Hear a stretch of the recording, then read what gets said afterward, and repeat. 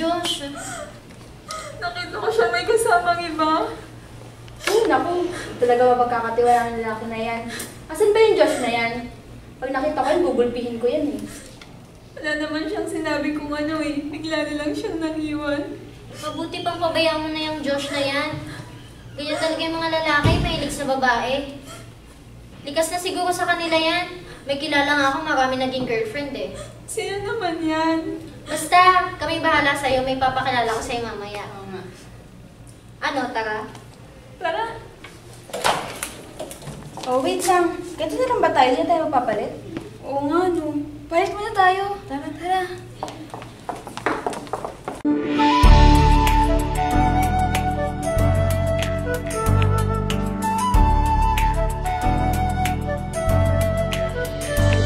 Ikaw ba'y nalulungkot, naiinip, nababagot? Ikaw ba'y napapagod, araw-gabi, puro kayo? Buhay mo ba'y walang saysay, walang sigla, walang kulay? Bawat araw ba'y pareho, parang walang pagbabago?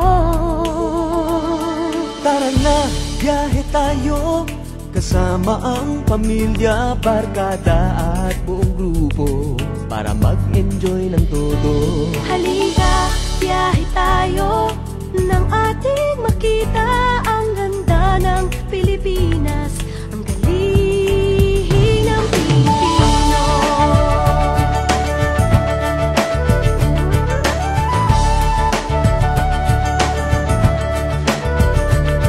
Napasyal ka na ba sa Intramuros at Luneta? Palawan, Bigan at Batanes, Subic, Baguio at Rice Terraces. Namasdan mo na ba ang mga binta ng Zamboanga? Bulkang Tal, Bulkang Mayon, Biis ng Boracay at La Union. Tara na, biyahe tayo mula Basco hanggang Ulo, nang makilala ng gusto ang ating kapwa Pilipino. Halika, biyahe tayo nang ating makita ang ganda ng Pilipinas, ang galing ng Pilipino. From city to city, 7,100 plus islas sa mahal kong Pilipinas. Luzon, Visayas, Mindanao ating puntahan. Huwag maging dayuhan sa sariling bayan. Nasubukan mo na ba mag-rapid sa pagsanghahan? mag-diving sa Anilaw, mag-surfing sa Siargao. Natikman mo na ba ang sisig ng Pampanga? Duriang Davao, Bangus, Dagupan, Bicol Express at Lechong Balayan. Tara na, biyahe tayo Nang makatulong kahit paano sa pagunlad ng kabuhayan ng ating mga kababayan. Halika, biyahe tayo nang ating makita ang ganda ng Pilipinas. Ating alamin ang isa sa mga makabuluhang kasaysayan ng Pilipinas noong panahon na sinakop tayo ng mga dayuhang Kastila. Dr. Jose Protasio Rizal Mercado y Alonso Rialonda. Ano nga ba ang mga nangyari sa likod ng kanyang kabayanihan noong panahon ng mga Kastila? Gaano ba natin siya dapat ituring bilang isang pinakadakilang bayani ng ating inang bayan? Ating alamin at suriin ang ilan sa mga makasaysayang lugar magmula sa kanyang pagkapilit sa dapitan hanggang sa kanyang pagkabaril sa bagong bayan. Ano nga ba ang mga nangyari sa likod ng kabayanihan ng ating pambansang bayani na nagngangalang Jose Rizal? Pinanganak si Rizal sa isang mayamang angkan sa Calamba, Laguna at pampito sa 11 anak ng mag-asawang Francisco Rizal Mercado at Teodora Morales Alonso y Quintos. Isang dalubika si Rizal na nakakaalam ng Arabe, Catalan, Chino, Ingles, Pranses, Aleman, Griego at iba pang mga wika. Siya ang lumikha ng mga nobelang Noli Me Tangere at El Filibusterismo na nagbigay ng isang negatibong imahe sa pamamahala ng mga prayleng Kastila noon. Dahil sa mga araw na iyon, binansagan si Rizal ng pamahalaang Kastila bilang filibustero o mapanghimagsik. Jam, saan ba talaga tayo pupunta? Hindi ko na ito alamin. Anong lugar na ba to? Dito nilitis si Rizal nung inakusahan siya ng mga Kastila noon. Talaga? Asan na ba si Joyce? Dito na ako! Oh, andyan na pala eh. Nauna pa sa atin. Tara, pasok tayo. Disyembre 11 nang binasa kay Rizal ang mga sakdal laban sa kanya sa harap ng kanyang mga tagapagtanggol. Ang unang paglilitis kay Rizal ay naganap noong ika-21 Nobyembre ng taong din iyon dito sa Carpuel de Espada. Sa 5 araw na pag-iimbestiga ng hukuman ay pinalam sa kanya ang mga parusang ikinaharap sa pamumuno ni Judge Advocate Colonel Francisco Odile. Kung saan ay nakagawa na sila ng desisyon sa kanyang kaso bago pa mag-umpisahan ang paglilitis. Dito sa hukumang ito nilitis si Rizal at makikita dito kung sino-sino ang mga saksi sa kanyang paglilitis.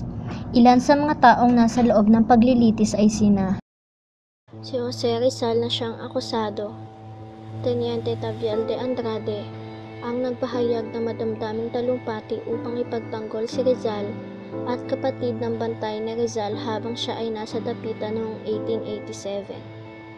Si Kapitan Rafael Dominguez, na huwes tagapagtanggol at nagpaliwanag sa hukuman ng kaso laban kay Rizal.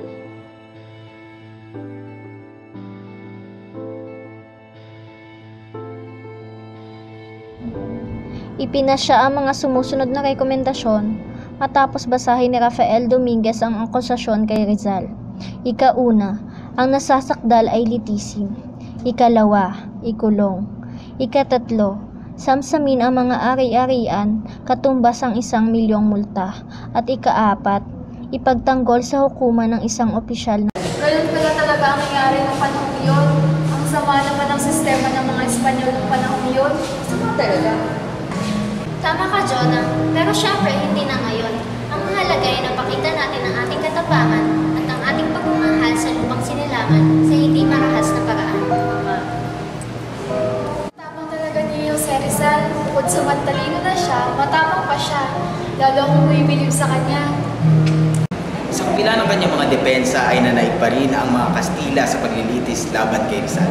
Pagkaman binigyan siya ng pagkakataon upang malitis, ang mga hurado ay nagkaroon na ng desisyon sa kanilang pagnanais na hatulan na si Rizal ng parusang kamatayan.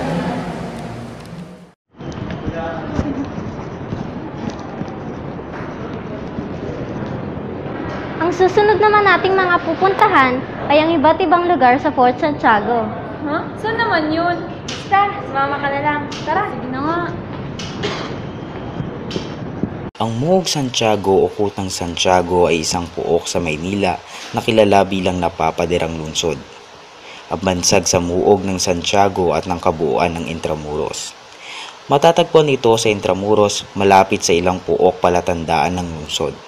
Ang kuta ay pinagawa ni Miguel Lopez de Legazpi at dito sila namuhay kasama ng iba pang Hispano. Noong ika-2 digmaang pandaigdig, nawasak ang Muog at ipinagawang muli. Isa sa mga napakamakasaysayang lugar na kung saan may kasaysayan na kailanman ay hindi mapapawi sa ating mga alaala.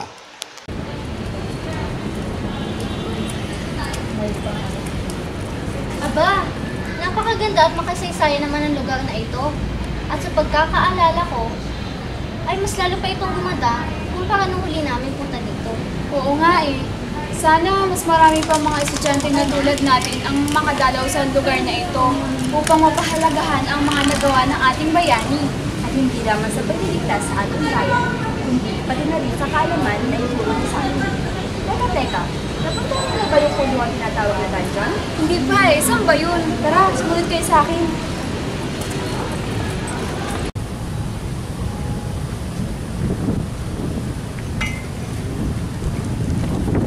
Jam, nasa na tayo? Ito ang tinatawag na dungeon. Dito kinukulong at pinaparusahan ng mga sundalong Hapon ang kanilang mga nahuling Pilipino. Marami nagsasabi na sa loob nito ay maraming karimari-marim at mababahong mga bangkay noong unang panahon. At sino mang pumasok dito ay mamamatay dahil sa kakusan ng hangin sa loob nito. Nako, nakakatakot naman pala dito. Oo naman, Jonah. Pero syempre, inayos na nila to at nilagyan ng harang upang hindi makapasok ang sino man dito. Di ba malapit lang dito ang Luneta? Talaga? Tara, punta tayo dun! Tara!